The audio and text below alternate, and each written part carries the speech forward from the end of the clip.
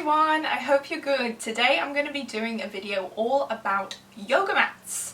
I get asked all the time about which yoga mats I would recommend to purchase, and I have quite a lot of experience in using yoga mats, so I thought I would share my 2 cents on the matter. So I'm going to start with the most affordable mat and work my way all the way up to the most expensive mat. I'm going to link all of this in the description box below, so if you're interested in purchasing any of these mats, then you can just go ahead and have a little look through that description. So I'm going to start off with the Yogamatters Sticky Yoga Mat. If you've come to any of my classes since I've started teaching, you're probably very familiar with these mats. I have these turquoise ones, and I also have them in black as well as like pretty much all of my public class props that I take around with me as a freelancer are from Yogamatters.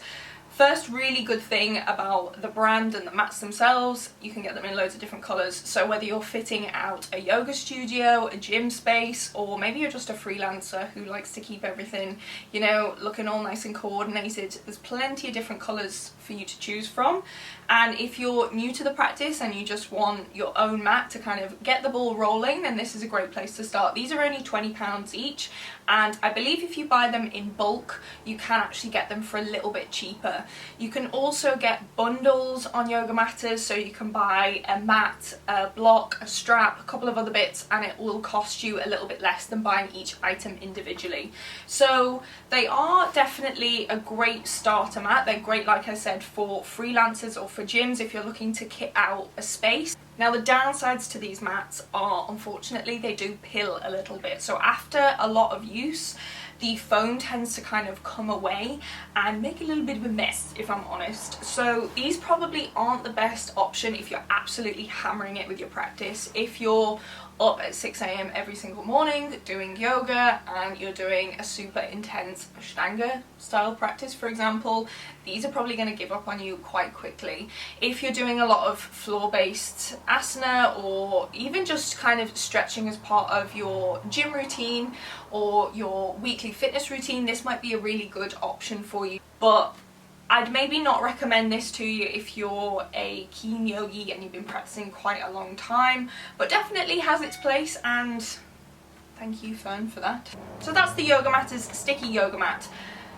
20 quid, can't really go wrong, but probably not the best if you're looking for something to enhance your personal practice a little bit more. The second mat I was a bit hesitant on talking about because I don't actually have a link for you, unfortunately.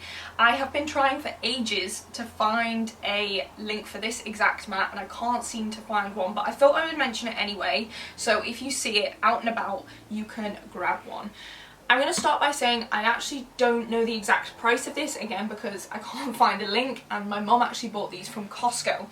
These are the Lole Reversible Yoga Mats. They've got a kind of rubbery-ish texture on one side, and on the other they have a foam surface. I'm gonna take a bit of a stab in the dark and say they're probably around the £30 mark, maybe even a little bit less.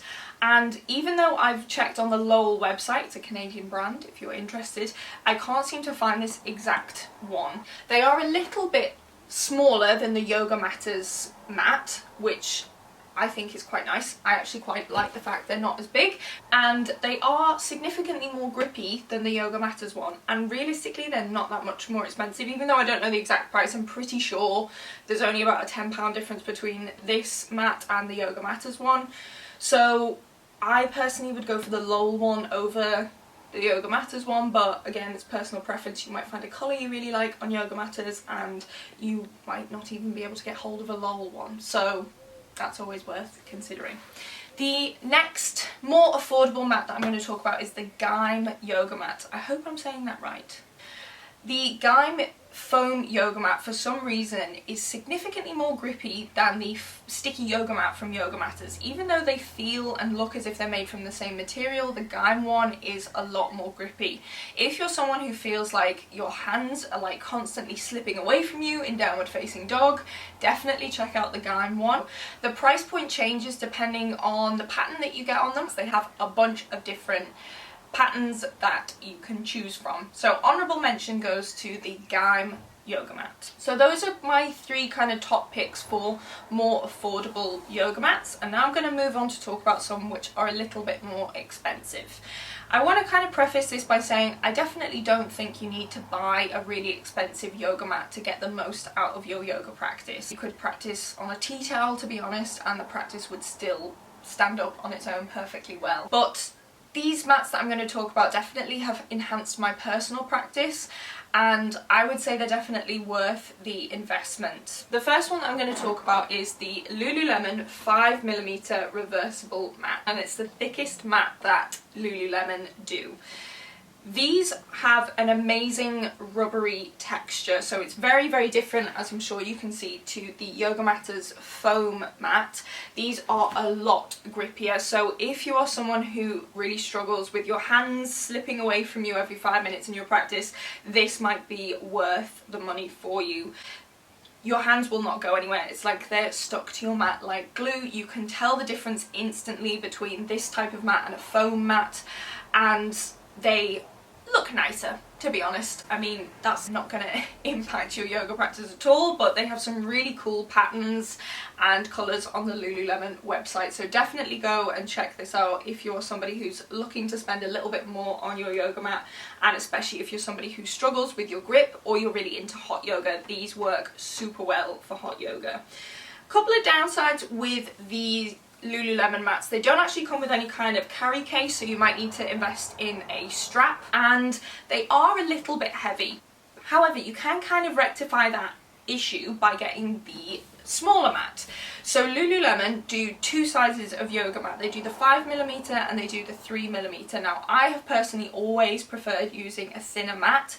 I prefer it for a couple of reasons. I don't really feel like I need the thickness of the mat. I don't suffer with any kind of knee pain, any joint pain that prevents me from feeling comfortable in certain poses, but if you do, then this might be a better option for you to go for the slightly thicker mat. This is actually my dad's mat, bless him, and he's really into his yin yoga, so this is a perfect fit for him because he prefers a little bit more cushion when he's on the floor for a longer period of time, which obviously you are in your yin yoga.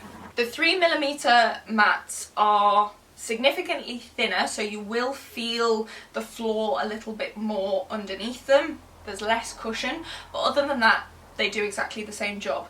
Lululemon also do an unmat, I believe it's called like UN mat, and that is essentially a mat topper. It's really, really thin. It's thinner than the 3mm, and I think it's slightly cheaper as well, but I've never personally practiced with that. The idea is that you take that to your studio and you put it over a mat that they would provide for you, and it provides like a little bit of an extra grippy surface. That might be worth you looking at if that's something you're interested in, but for me personally, I would just rather have my own mat. Oh yeah, the 5mm retails for £58 and the 3mm is £48, so there's a £10 difference in it, and it's kind of personal preference what you would rather have: a thicker, more cushiony mat or a thinner, lighter one. Totally up to you. The last mat that I'm going to talk about is probably no surprise to anyone who's a bit of a mat junkie like me. The Liveform mats. Now, I never thought I would be one of those people who's like, yes, the Liveform mat is worth it. But here I am. Now, I have the travel mat.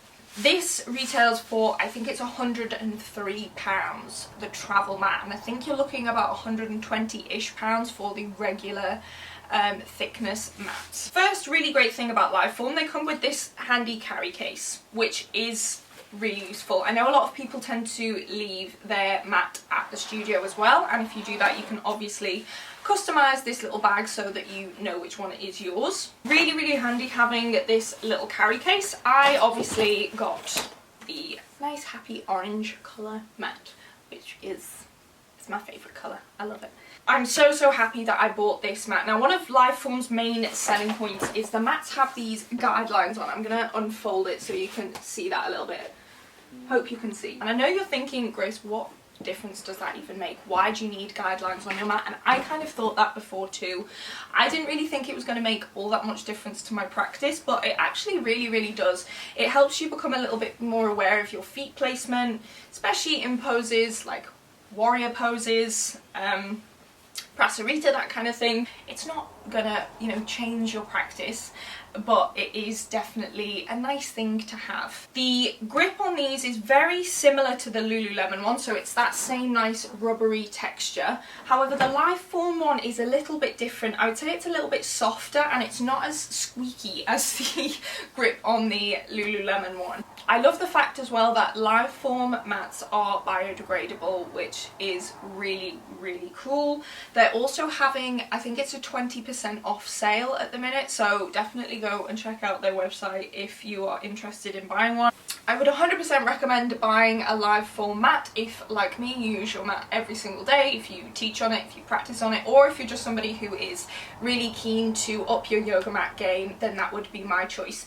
If I had to give you my top picks, more affordable versus a little bit more expensive, I would go with the Gaim foam yoga mat. That is my #1 recommendation if you're on a little bit of a budget. Go for that one. It's going to last you a little bit longer than the Yogamatters mat.